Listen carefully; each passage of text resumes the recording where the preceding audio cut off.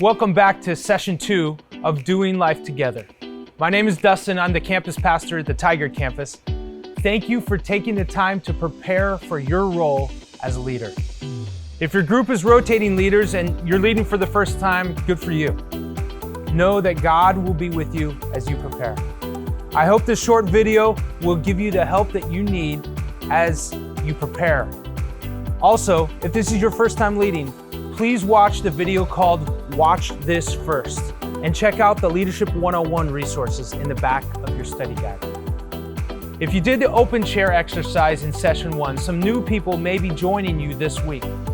Be sure to welcome them and know that they might show up first because everyone else could care less if they're late.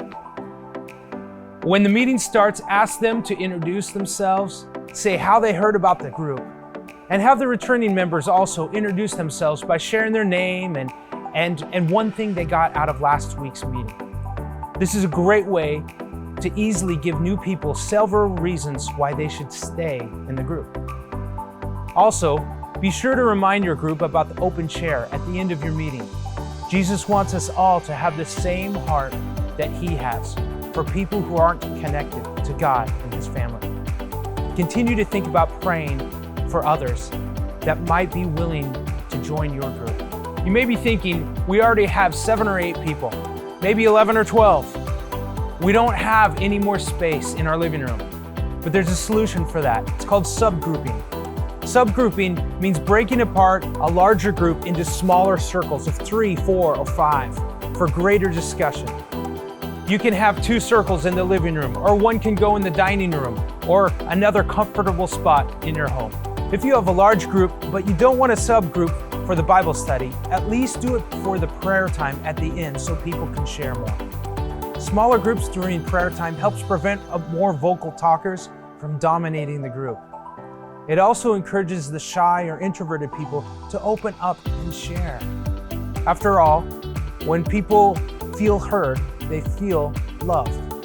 When they feel loved, they're more likely to come back. And if they're in a circle of 15 people and they're not heard, they probably will not return.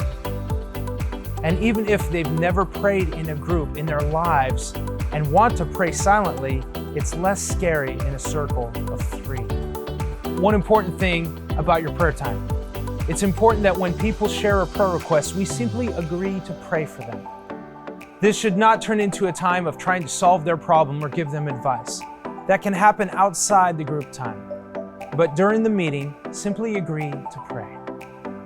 People offering quick fixes to people's problems is also a quick way to discourage people from asking for prayer. Next, I want to talk about ways to involve more people in owning the group.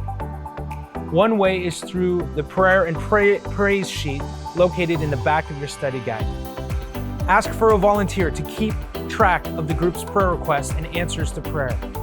If you're going to subgroup into smaller circles for prayer, simply have one person in each circle pass on the prayer request to the person who's keeping the sheet for the whole group. This way, everyone knows all the prayer requests, but they can pray in smaller circles. A second way to involve people is to ask for a couple of volunteers to plan a group social.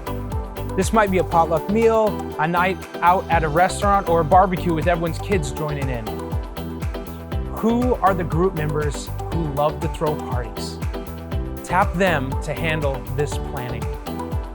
The final thing I'd like to encourage you as a leader is to be willing to pass the baton to another leader the next meeting. This is a great way for you to see the study through the eyes of people who have a different mix of gifts. And it will also push others' growth into fast forward as they step up and meet the challenge through leadership. That's it. Thanks for listening. Know that you are in my prayers. And don't forget to pray yourself as you prepare. And know that God is listening. Have a great meeting.